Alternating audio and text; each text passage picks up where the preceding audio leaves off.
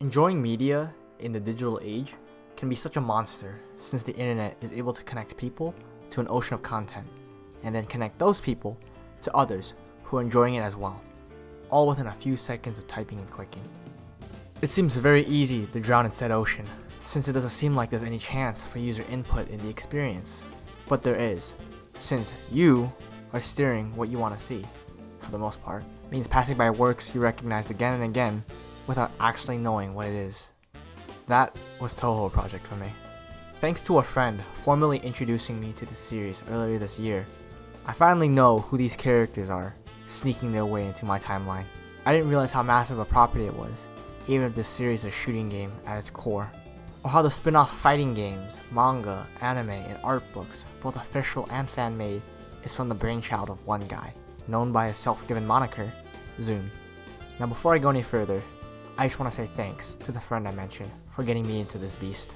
I don't consider myself a super fan of the series by any means, but when I think about the gripping yet simple gameplay, the countless characters, or the fantasy world inspired by Japanese mythology that they call home, of course I find it remarkable that such an extensive community of fans all rallied behind what was just a guy's personal vision, especially when he didn't expect such a reception.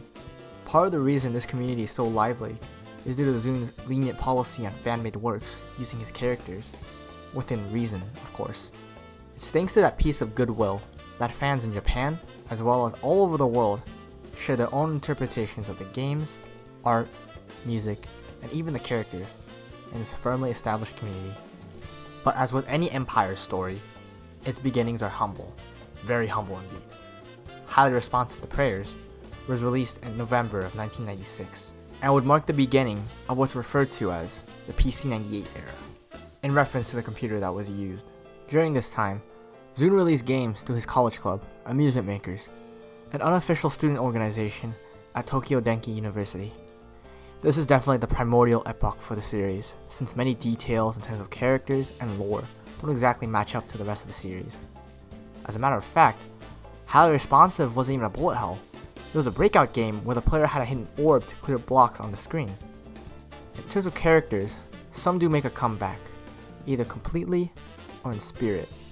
For all his efforts though, these games weren't exactly in demand. Zune confessed himself on Twitter that the fourth game only sold 200 to 300 copies. It would seem that these quaint games would be nothing more than curious products of a hobbyist, until 2002. After a 4-year break, the 6th official entry to the Touhou series, Embodiment of Scarlet Devil, was released under the group Team Shanghai Alice, which was really just Zune's one-man army. Utilizing the Windows operating system, the music, graphics, and gameplay all drastically improved from the PC-98 counterparts, and the iconic spell cards this series would be known for made their debut here. The core of the gameplay and visuals would continue to evolve as the series grew, but this entry established the Touhou that would be known to the community, more or less. God knows I'm not the best with bullet hell shooters. I don't even play Lunatic most of the time.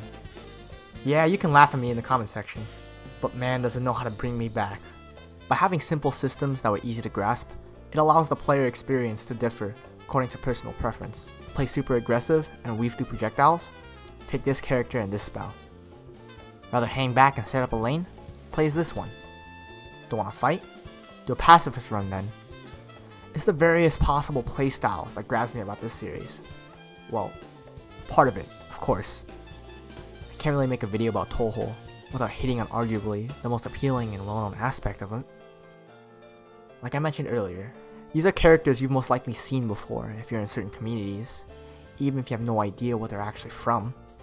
Well, one of Zune's priorities has always been on characters, since he wanted to work in looser, bizarre patterns by using the simple explanation that these were humanoid characters wielding magic. With 16 games out now, I'm gonna go on a stretch, say you probably weren't disappointed by the variety found in both the design and backstories of these personalities. Be it shrine maidens, yokai, or deities, captivating is a good word that describes both their spell cards and character designs. Though it's not the only one.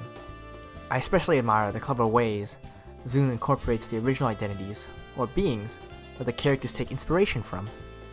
As you can see, he's touched them up a little. having such characteristics allow each individual personality to shine, which is impressive seeing how there's let's say a lot in the series. In addition to the impressive visual design, the character writing definitely adds another layer of appeal in all of its quirkiness.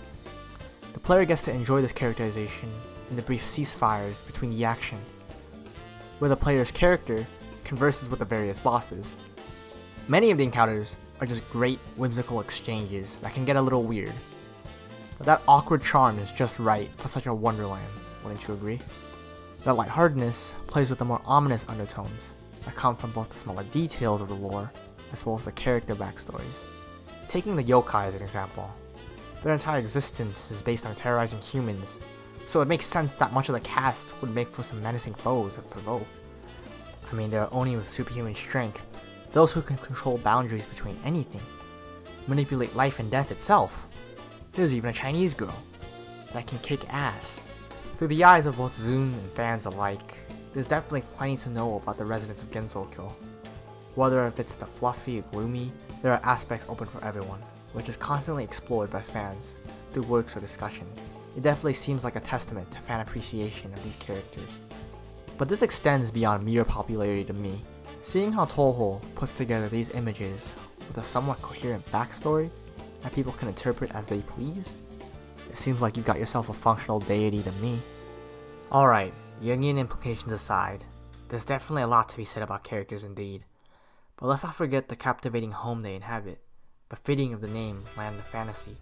Getting obvious details of the series aside, like how Reimu's a shrine maiden for a Shinto god, or how she usually contends with yokai, the supernatural beings of Japanese folklore, it's a neat way to work that characterization in for both depth and punchlines.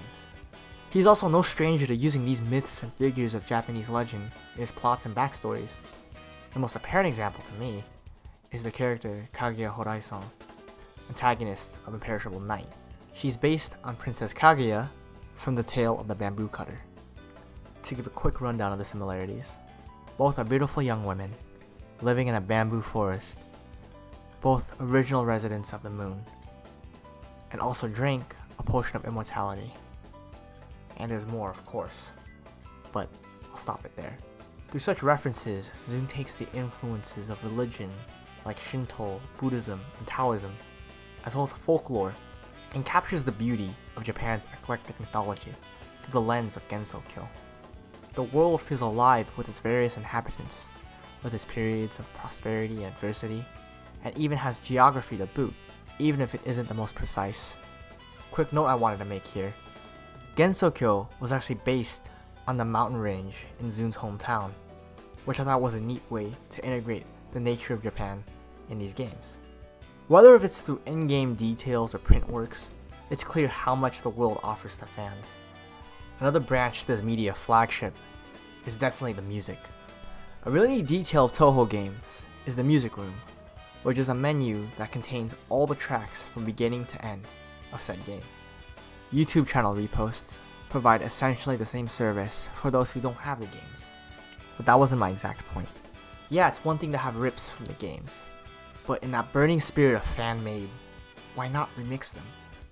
The beautiful thing about it all is just the sheer variety of these remixes in 8-bit, jazz, orchestral style. Hell, there's even that cover of Flowering Man on a landline phone. This talent also manifests itself in the form of vocal arrangements.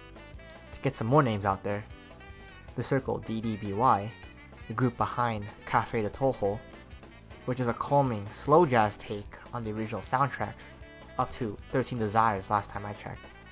There's also active NEETs with their own YouTube channel, with jazz and orchestral covers of Touhou songs, in addition to other works as well.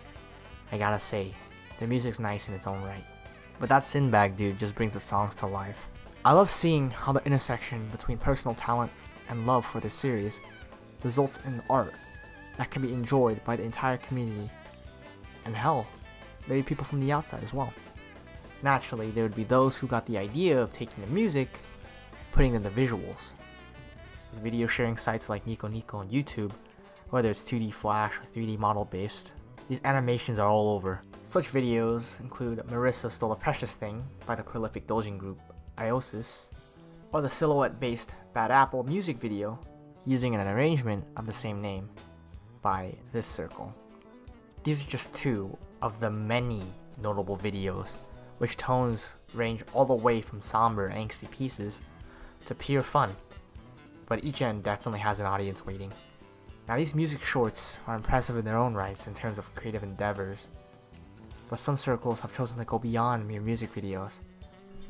Naturally, each circle had their own approach of storytelling for the series. In Manpaka Jinja's case, the creators of Fantasy Kaleidoscope, The Memories of Phantasm, they opted to recount the stories of the main games, albeit in a slightly jumbled order. Other works, like A Summer Day's Dream, or The Sealed Esoteric History, made by the circles Maikaze and Kyoto Fantasy Troupe. Since these are fan-produced products, the overall scale of these projects is limited when compared to professionally backed ones. But the fact that I can even talk about them is noteworthy. The effort of dedicated fans brought the characters alive with rather competent projects complete with color and sound effects, voice acting courtesy of fan dubs, and exemplifies the power of fan creation that Touhou is known for. Considering this series' start as a charming, unknown PC application, the expansive community that exists now is something Zun himself didn't really expect. He just wanted to make a game that reflected all the things that interested him at the time. As he sees it, the series itself is a fan work. The notion that it would become such an expansive franchise that enjoys a dedicated, diverse fan base, both in Japan and internationally, is still slightly beyond him, but I think I've got an idea. Zun's definitely worked hard on this series, from the programming, designing spell cards, coming up with the artwork, all of it self-taught. But at the end of the day, he's still one guy. The beauty behind Touhou Project as an idea is deceivingly simple, I think. It may have started from him, but now people all over the world rally around his characters and world, however they can. Whether it's through fan comics, artwork, music covers, it's easy to see the love for this series. As for me, someone who's just in the middle of it all, I'm truly glad I was able to take a part.